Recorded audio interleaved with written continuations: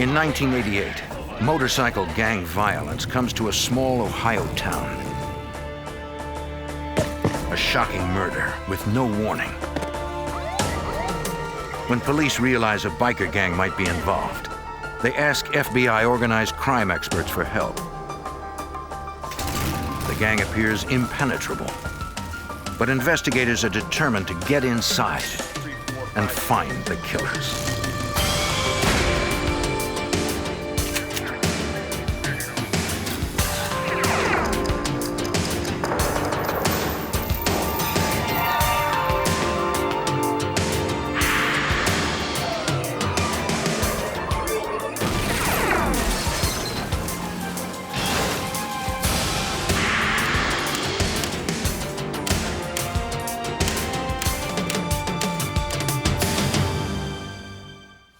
When gangs go to war, they don't care who gets in the way. In 1988, an innocent man was gunned down near Cleveland, Ohio, a victim of a deadly initiation. I'm Jim Kallstrom, former head of the FBI's New York office. The FBI needed to infiltrate the gang's secretive and violent world. They hoped groundbreaking forensic science would help them put the killers away.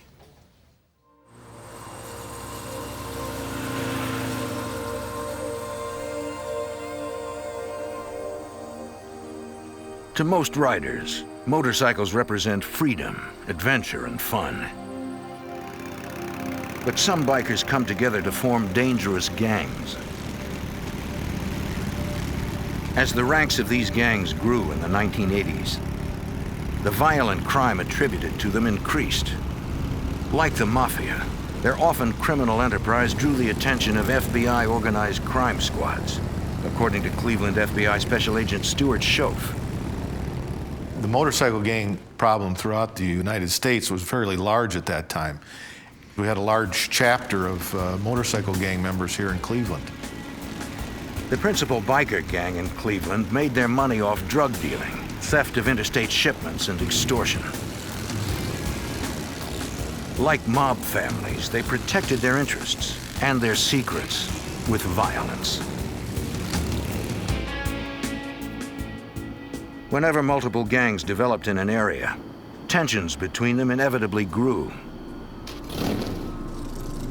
Across the country, battles for control of territory were intense. When one gang struck against another, retributions always followed. An escalating cycle of wild aggression. In an incident that reflected how far the gangs would go,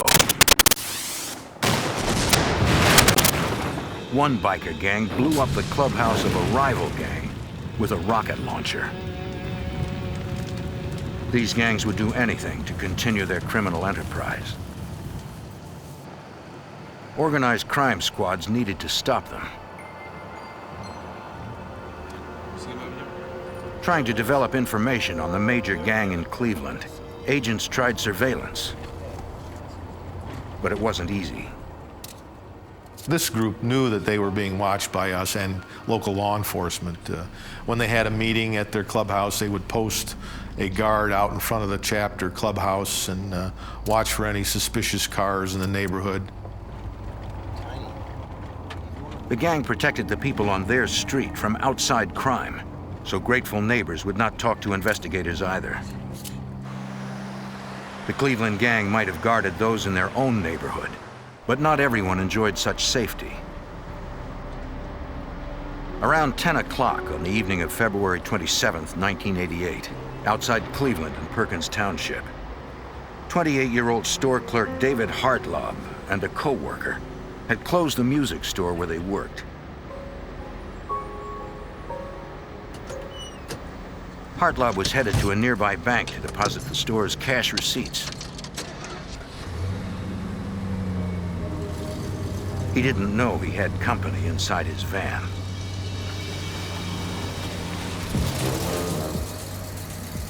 Or that he was being tailed. For security, his co-worker always followed him to the bank, which was less than a mile away.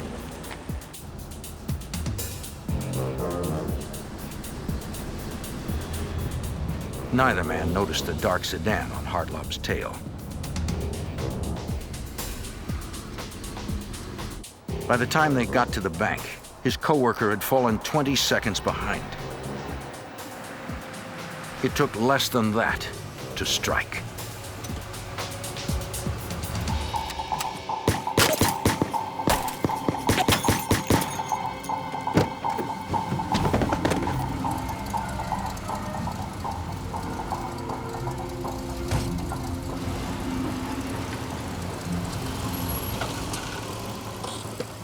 When the coworker pulled up, he saw the van taking off. He spotted his friend down, but a man with a gun ordered him to leave. Several other customers came to use the ATM and were ordered at gunpoint to stay in their cars. Then the gunman ran off, leaving David Hartlob lying on the asphalt. 911. There's been a shooting. We need to get someone over here right away. Where at? I'm over at the mall. In 1988, Perkins Township was a small town with only 11 police officers on the force. Hold on 1 second. We have shots fired. At the bank behind the mall. 2 or 3 subjects involved, possibly left in a van. Within minutes, nearly all of the Perkins Township officers were on the scene, including current police chief Tim McClung. The crime scene overall was very chaotic when I arrived. The paramedics were first approaching the victim. He was on the ground. He was struggling to try and right himself, obviously seriously injured. Hartlob was in shock, but alive.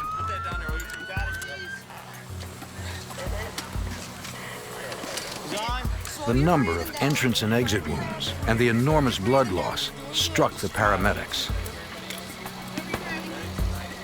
None of them had worked this degree of gunshot trauma before.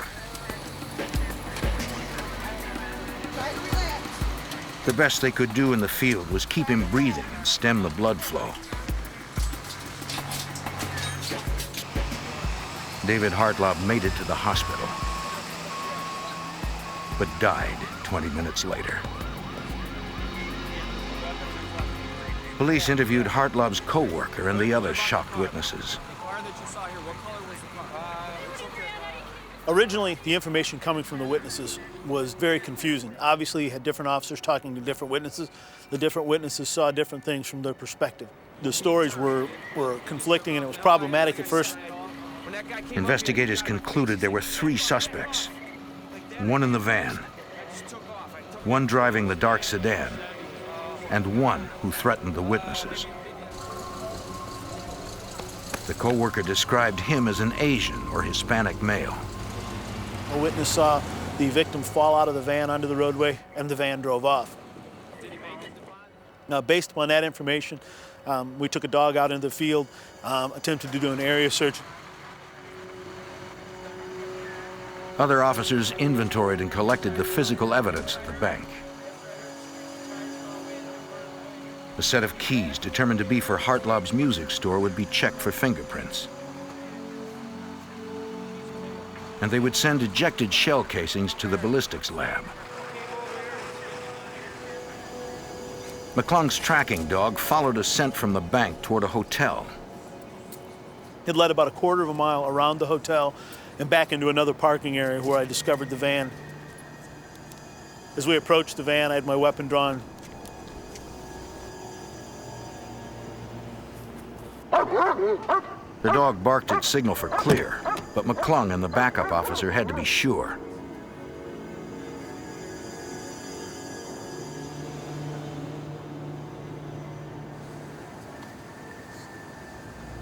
There was no one inside. The officers knew not to disrupt any evidence that might be in the van and waited for crime scene technicians to arrive. We weren't sure if the suspect could still be in the area. I mean, he could have been in a tree line watching us for all we knew. The technicians began processing the second crime scene to determine what had happened. There were rounds that penetrated through the back of the driver's seat, through the victim, and out through the door of the vehicle. It went along with the theory that he was ambushed inside the vehicle, that the shooter was behind. Technicians noted a great deal of blood spatter, mostly on and around the front seat. They collected samples of the blood from each pool for examination at the serology lab.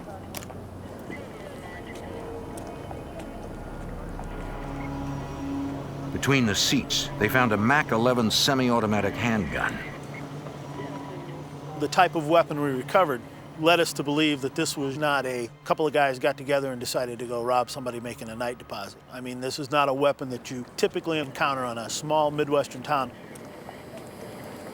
Someone had ground off the serial number and attached a plastic bag to catch ejected shells. Police found it odd that such an evidence-conscious killer would leave the gun behind. Perhaps he panicked or was injured. The Mac 11 had also been modified with a homemade silencer. It led us to believe that the people involved were quite possibly, for lack of a better term, professional. But they weren't experts. The silencer was not aligned properly and caused each bullet to split in two, sending shrapnel flying throughout the van. We knew that he was making a bank deposit, so we were feeling that this was along the lines of a robbery. Yet inside the van, they recovered the music store's deposit bag.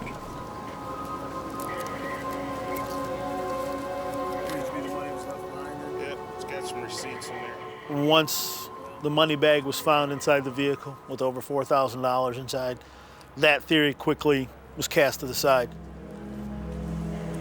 The crime scene technicians retrieved multiple bullet fragments and several complete slugs from the van. They determined 13 rounds had been fired, all from behind. A brutal execution. Somebody wanted him dead. There was a lot of motivation there. Maybe this was a contract killing. Could have been a murder for hire, but somebody definitely wanted him dead. McClung and another canine handler had their dogs search for the suspect's trail leading away from the van. But neither dog could key on any scent. As a canine handler, it was my job to interpret what the dog was trying to tell us, and I believe that the dog was telling us that the suspect's left in a car. As some officers wrapped up the crime scene, the others fanned out across the township, looking for 3 men in a dark sedan. It had been Perkins' first murder in more than 10 years, and police wanted to find the killers fast. Early the next morning, in the adjacent town of Sandusky, 2 officers returned to the Sandusky police station in the middle of what they thought was a routine shift.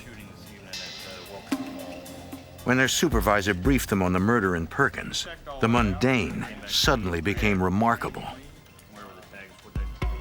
They realized they might have seen the shooting suspects the previous night. Hours earlier, the 2 officers had pulled over a dark sedan for making an illegal right turn on red.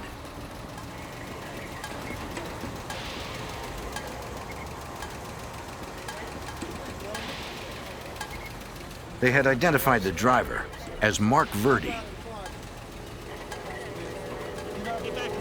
The front passenger, Stephen Yee, owned the vehicle.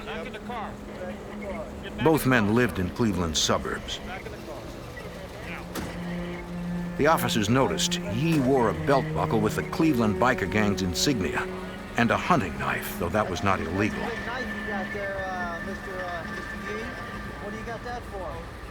The third man was in the back seat, but at the time they had no reason to check his ID.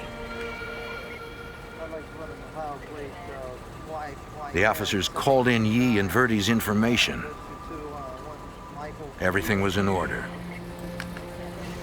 Since they were unaware of the shooting, they let the 3 men go.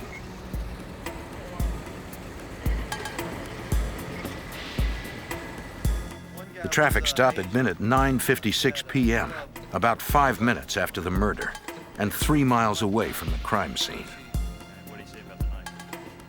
The officers said the front passenger, Stephen Yee, and the car closely matched the descriptions given by witnesses at the bank.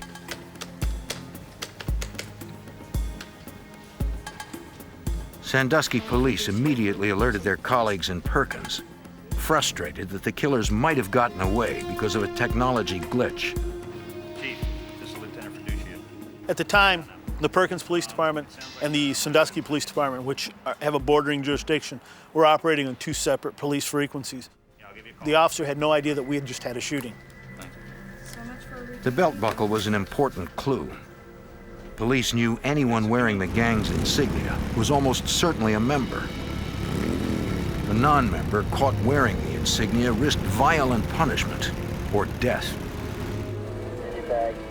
Investigators now had suspect names, but if the secretive gang was involved, solving the crime might be impossible.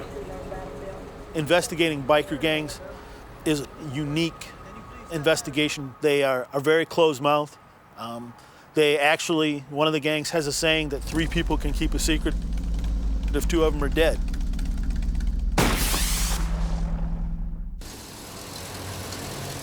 After David Hartlaub was gunned down in Perkins Township, Ohio, police developed 2 suspects whom they believed were connected to a Cleveland biker gang. Aware that federal authorities were investigating this very gang as a suspected organized crime ring, local officers called Special Agent Charles Holloway at the FBI's Sandusky Resident Agency. Yes. The Perkins Police Department contacted the FBI to see if we were in a position to provide them with any intelligence information on the 2 individuals who had been identified at the time of the traffic stop. Holloway knew the best source of information was Special Agent Stuart Schoaf in Cleveland, who headed the FBI's criminal biker investigation in the area. Schoaf had been trying to build a file on the Cleveland chapter of the gang. Oh, it's very difficult to investigate a group like that. We worked a long time trying to get more information about them, develop intelligence information, and put together a case on them that would put these individuals away for a long time. He had been unable to plant moles inside the secretive gang. But undercover agents had gotten close enough to learn details about its structure. Prospective members, called prospects, wore banners on their jackets listing the city the gang ran in. Full members wore jackets with complete patches they called their colors. The initiation for prospects to earn their colors had its price. The initiation has to do with some type of violent act towards either a rival motorcycle gang member or an individual that has maybe wronged one of the members. The requirement of violence was designed in part to weed out undercover law enforcement trying to infiltrate, since no law officer could commit such a crime. Through their ongoing investigation, FBI agents were able to identify many of those involved with the gang, including the 2 men ID'd in the traffic stop in Sandusky on the night of the Hartlaub murder. Special Agent Schoaf knew the passenger, Stephen Yee, was a full-fledged gang member. And the driver, Mark Verdi, was a prospect. The 3rd man was a mystery, but agents were confident he was linked to the Cleveland gang, too. Hey, last night, Investigators knew about a rival gang that had a clubhouse in Sandusky. The rivalry between the 2 gangs had been escalating and had recently moved up a notch. Agents had heard of an incident in a bar a few months earlier. The rival gangs found themselves in the same place, and each wanted control of the territory. Bikers consider their colors sacred. A member of the rival gang made off with a prized trophy, the jacket of one of the Cleveland bikers.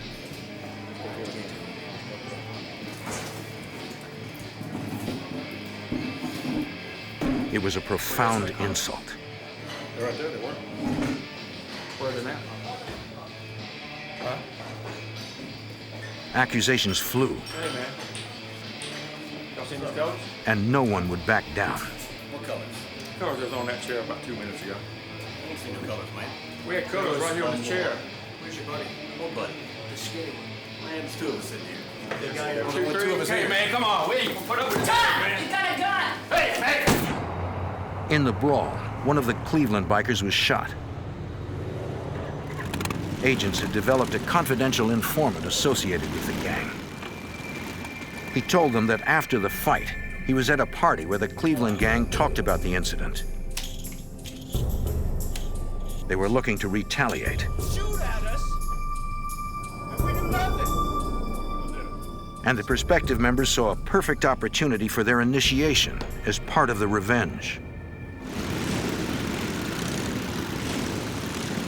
All right, gentlemen. Investigators who had begun outlining the two gangs realized that a member of the rival group drove a van exactly like David Hartlob's. They might have gone after that gang member and made a mistake, according to Perkins Police Chief Tim McClung. The victim in the case, Mr. Hartlob, had no criminal record. And there was nothing in his background to suggest that he would have been the victim of a murder for hire. And the similarities between the vehicles led investigators to believe that it was a case of mistaken identity. That he was killed because his van matched the rival gang member's van. Second guess what they were thinking. Soon after the murder, the ranks of the Cleveland gang grew, according to Sandusky FBI Special Agent George Steinbach. We had received information from several sources that a celebration party was conducted at in the Cleveland area to celebrate two new members, at least two new members of the biker gang. This would be indicative of them being taken in as full-fledged members as a result of committing a heinous crime. Because of the strong possibility that the gang was involved, Assistant U.S. Attorney Jim Woolley and the Cleveland Area Organized Crime Strike Force came on board.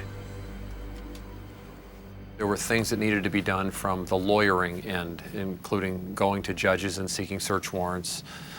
So as soon as it became apparent that we were looking at possibly a hit by a biker gang, the Organized Crime Strike Force was brought in to work with the FBI and the police departments to help coordinate the investigation.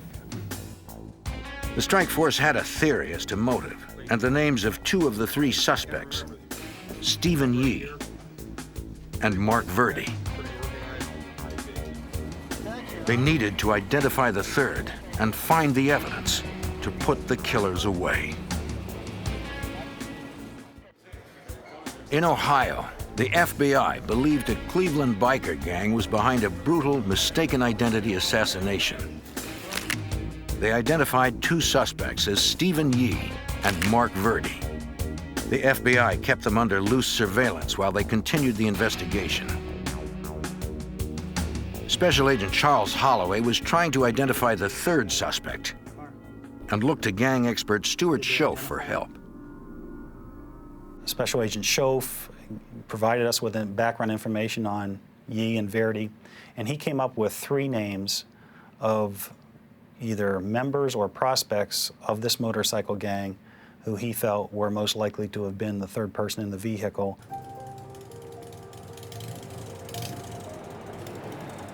Investigators needed to interview those three men. The two bikers they found first had solid alibis for the night of the murder. Non-gang members corroborated their stories, and the two men were eliminated as suspects. Okay, thank you very much. The one on the list they could not find was John Ray Bonds. He matched the description of the man in the back seat during the traffic stop. The FBI agents in Cleveland interviewed various members of his family, and what they were told by family members was that John had gone on a 2-week vacation. It was pointed out at that time to us by his grandfather that John also now had his arm in a sling. and that John had told his grandfather and his mother that he had injured his arm at work. None of the family knew exactly where Bonds was vacationing. While the Cleveland FBI continued the search for Bonds, the nearby Eastlake Police Department turned up important information about suspect Mark Verdi, the driver during the traffic stop. Detective Bob Jackson developed the lead. A fraud investigator from a local bank contacted us telling us that, well, I have this fraud case involving Mark Verdi, where he had taken out a loan for several $1,000s, landed up using a $10,000 collateral to get the loan, and then landed up stealing the remainder of the money from a good friend of his. Like most other investigators in the area, Jackson was familiar with the Hartlaub murder. He knew that Verdi was a suspect and that the FBI needed more evidence on him.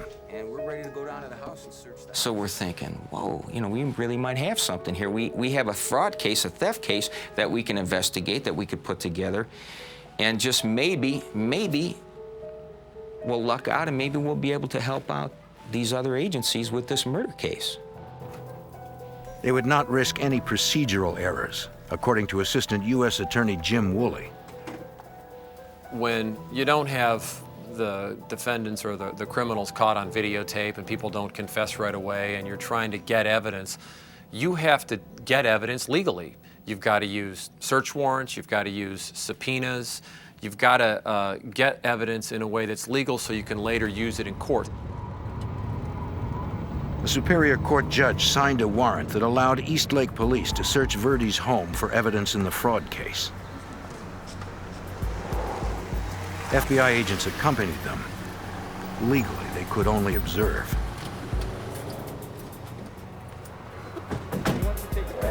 We went there to look for bank documents, and if we saw anything else that we thought might be evidence or have anything to do with this case out in Perkins Township, we would let the FBI know that we saw something that might be pretty interesting.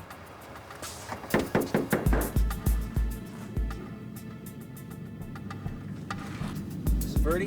Yes. Detective Jackson, Eastlake Police, Detective Bowersox. We have a search warrant for your premises. Well, it's very The suspect was not at home, but his wife was fully cooperative. So, would you mind if we come in? When they explained the warrant and her rights, she let them in. Timmy, why don't you look around, make sure it's secure in here. Okay. But it was Mark Verdi's name that was on the warrant, so they decided to wait. They didn't want to do anything that might jeopardize using evidence in a later trial.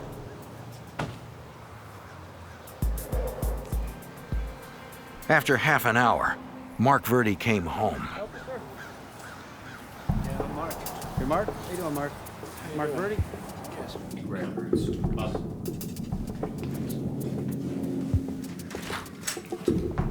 Hey, Mark, how you doing?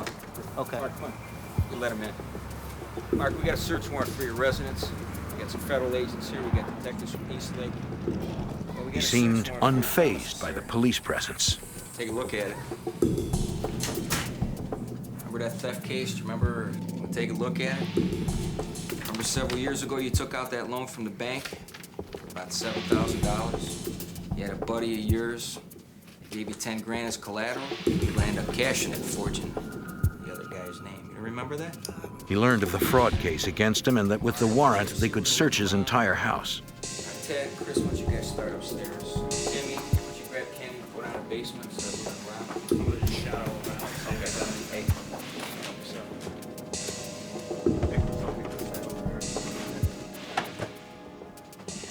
Upstairs, the search quickly paid off when officers found papers relating to the alleged bank fraud.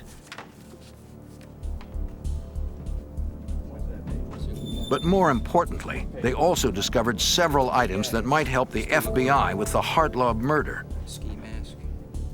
We found a briefcase, and you open up the briefcase and there's a mask in there, there's gloves, and a grinder was in there. And shavings, metal shavings. The grinder and shavings might be related to the serial number ground off the murder weapon recovered from the van. Do you see this map? Do you see this map? It's all to the area. This is the one where you got the stuff. As we're searching, we see a map, and it's folded up unusually, and we look at it, and you open it up, you look at it, and you see Sandusky, Perkins Township area kind of highlighted and pointed out. The murder had taken place in Perkins Township, and Verdi was pulled over in neighboring Sandusky. It was time for Special Agent Stuart Schoaf and the other agents to take on a role beyond that of observers. We decided to get a federal search warrant, and we did that, waiting some time at the residence while several agents went back to the office and drafted the affidavit and search warrant. With the federal warrant outlining evidence sought in connection with the murder, agents could conduct an additional search of the Verdi home and seize any related items.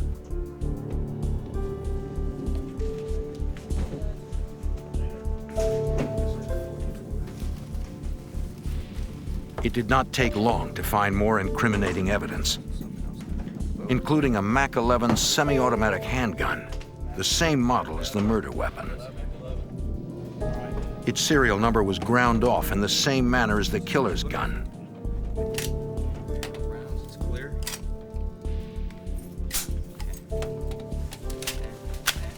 And we also found a pistol in the wood bin. We found trash bags, similar to the trash bag material that was used to make a makeshift cartridge catcher on the Mac 11, which was used for the homicide. With probable cause increasing, agents secured a third warrant to search the vehicle Mark Verdi drove on the night of the murder. At the Cleveland Federal Building's garage, FBI technicians processed suspect Stephen Yee's car.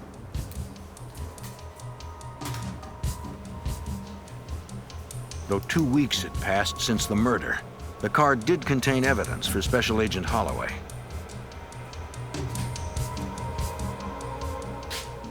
During the processing, we located 2 shell casings, 9mm shell casings in the vehicle. The 9mm specification was the right caliber for use in a Mac 11. Agents sent the shells to the FBI's ballistics lab for comparison against the murder weapon. Some hairs?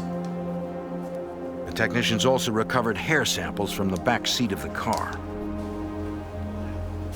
And we found spatters of what was determined to be human blood on the rear of the passenger seat. Liquefying the blood with distilled water, the technicians collected samples. Agents wondered if the blood got there on the night of the shooting. Oh, yeah. This bag is. Testing would show it was not the same blood type as the victims. Perhaps it was the killer's. Investigators recalled that the bullets had been split by the faulty silencer, possibly injuring the shooter.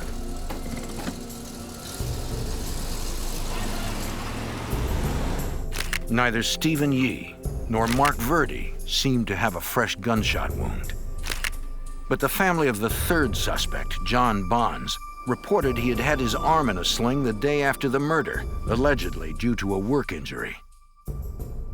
Now, you're familiar with John Ray Bonds? To check the story, the FBI interviewed Bonds' employer and asked about the days surrounding the murder. He advised us that John was scheduled to be at work on the night of February 27th, the night of the homicide, and had failed to appear for work as scheduled and had not been back since. There was no record of Bonds suffering any injury at work. Record there? The pieces were falling into place, but they still had no direct proof. We obtained a search warrant for hair sample, blood sample, and for John to be examined by a physician for signs of him having sustained some type of a gunshot wound. They had the warrant. Now they needed to find the suspect. Just like any other fugitive search, you would interview family, friends, continuously checking back with the employer, spot check his residence, other places that he's known to hang out, such as a clubhouse. friends, bars where he's known to hang out. And all that was done in an effort to locate John Bonds unsuccessfully.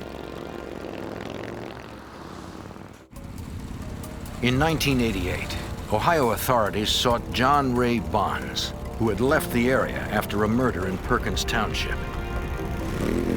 After weeks of searching for Bonds, Special Agent Charles Holloway got an important call.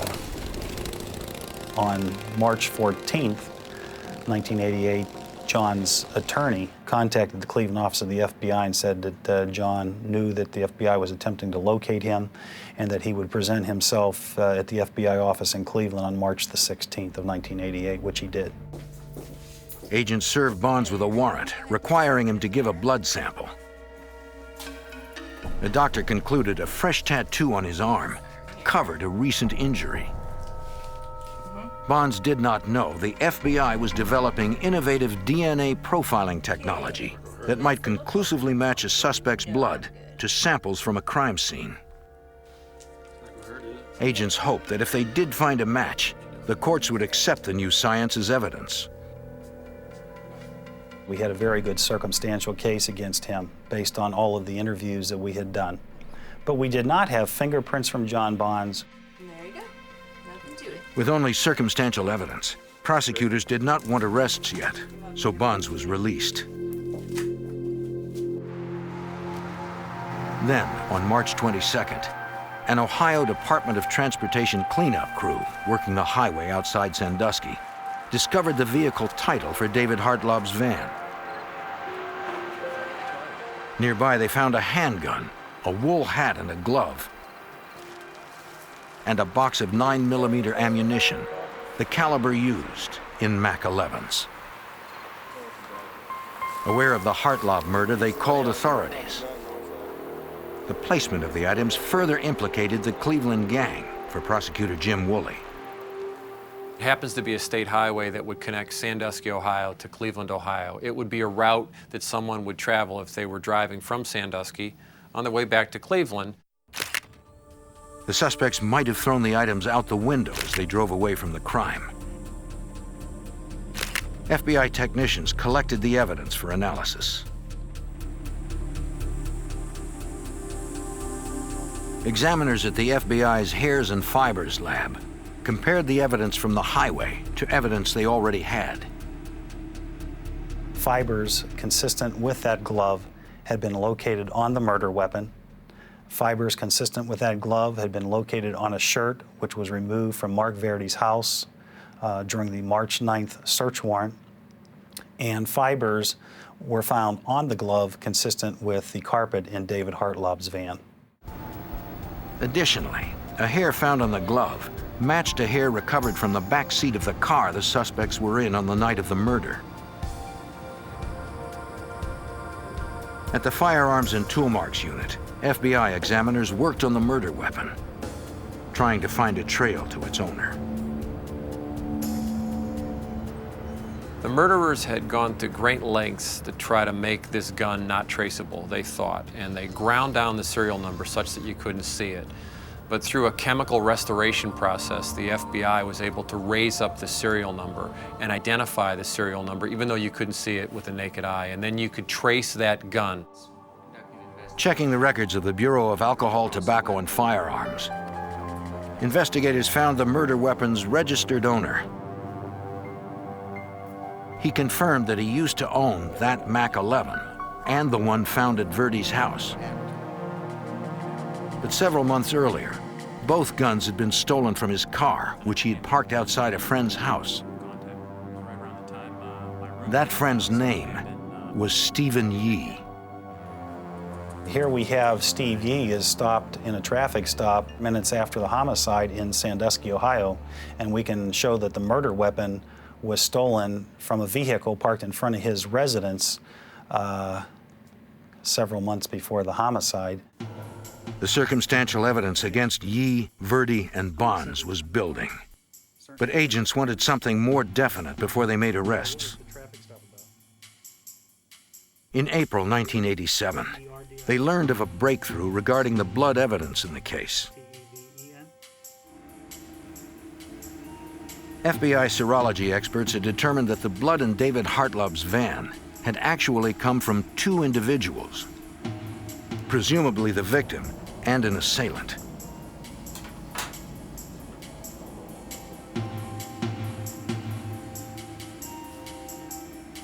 Examiners compared the blood from the victim's van to that from the suspect's car.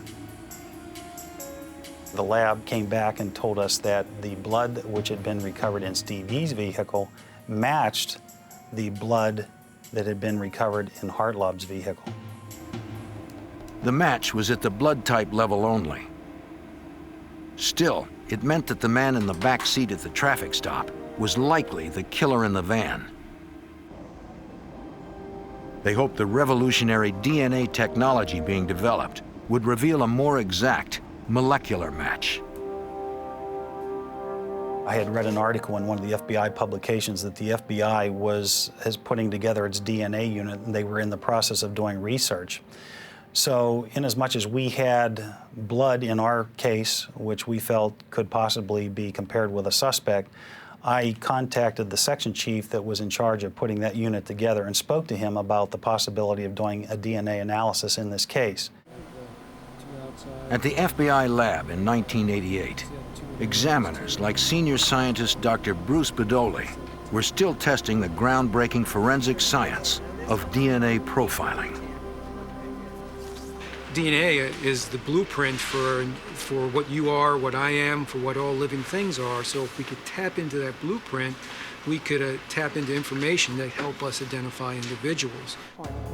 Examiners were working to establish a scientifically sound way to profile the DNA from a known source, like a suspect's blood, and compare it to the DNA from an unknown source, like the blood left at a crime scene.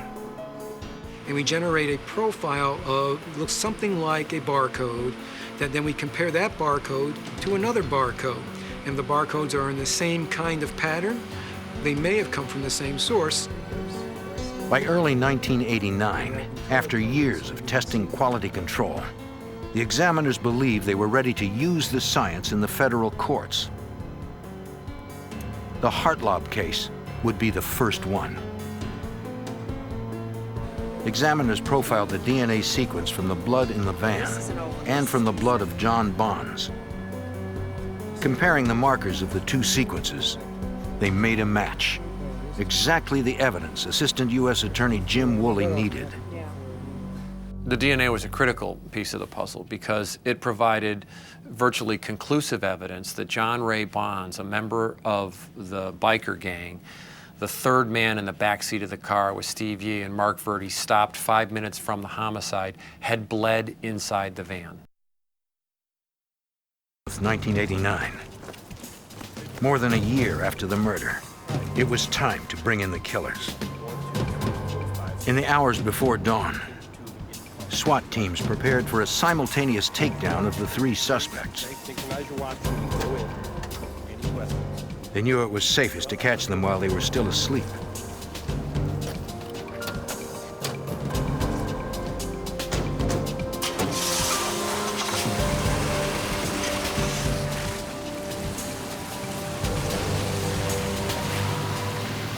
The teams fanned out to the homes of Yee, Verdi, and Bonds. They hoped to strike before the suspects could warn one another or flee. One team moved on Verdi's house, while another entered Yee's. FBI, step outside! Step outside! Step outside now, sir! Come out! Mark Verdi was arrested without a struggle. Is there anybody inside? At the same time, and 20 miles away, his fellow gang member Stephen Yee was taken into custody as well. But the third suspect, John Ray Bonds, was not at home. Nor was he with known family members. The man investigators believed was a ruthless assassin was again on the run.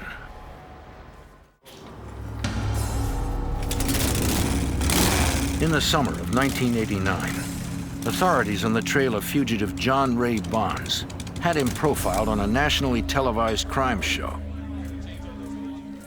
On the program, they described Bonds, his distinctive tattoos, and the places he frequented, hoping someone, somewhere, would recognize the suspected murderer.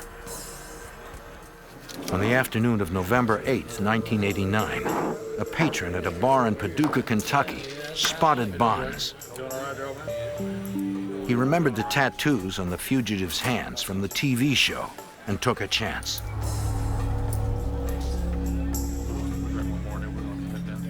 He contacted the local sheriff, who called the FBI resident agency in Paducah. They were ready to arrest Bonds, but they had to be careful, according to Special Agent Stuart Schoaf. They felt that going into the bar would, there may be some trouble if they entered the bar at that point, because there were a lot of biker types in the bar, and they did not want to have any type of confrontation. They felt it would be much safer to set up some type of roadblock. The FBI, Kentucky State Police, and local officers staged a fake traffic accident on a road leading from the bar to a known biker clubhouse in the area.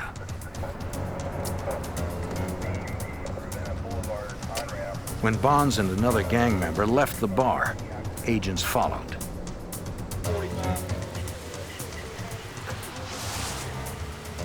As they hoped, the pair headed toward the clubhouse and got on the blocked road. A trooper waved them forward. Don't worry about it, this big cool. And undercover police pulled in behind them.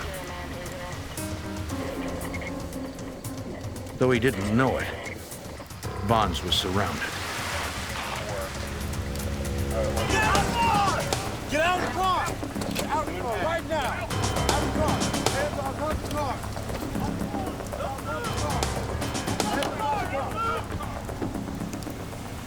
Nearly 2 years after the murder of David Hartlaub, John Ray Bonds was finally in custody. Now, he and the other 2 suspects, Stephen Yee and Mark Verdi, would stand trial for the killing. FBI senior scientist Dr. Bruce Bedoli had to help convince federal judges that the DNA evidence should be allowed in the trial. New technologies, as they enter the court, will be challenged for their admissibility. So I had a role in going in to defend the technology, to demonstrate that it met the scientific standards to be admitted into court so that the jury could hear about the evidence in the first place. After months of hearings, Assistant U.S. Attorney Jim Woolley succeeded in getting the DNA evidence ruled admissible. With it and the other evidence, he went into the trial confident. This is a case where just piece after piece after piece of evidence was built through forensic testing, ballistic testing, serology, forensic chemistry, hair and fiber analysis, DNA analysis, serial number restoration. And you start just building those things one on top of the other. And there's really very little that a defense attorney can say when faced with a case like that. Stephen Yee, Mark Verdi, and John Bonds were all convicted of murder and sentenced to life. The unrelenting investigation put 3 killers behind bars and helped open the door for a forensic technology that has changed criminal investigations forever.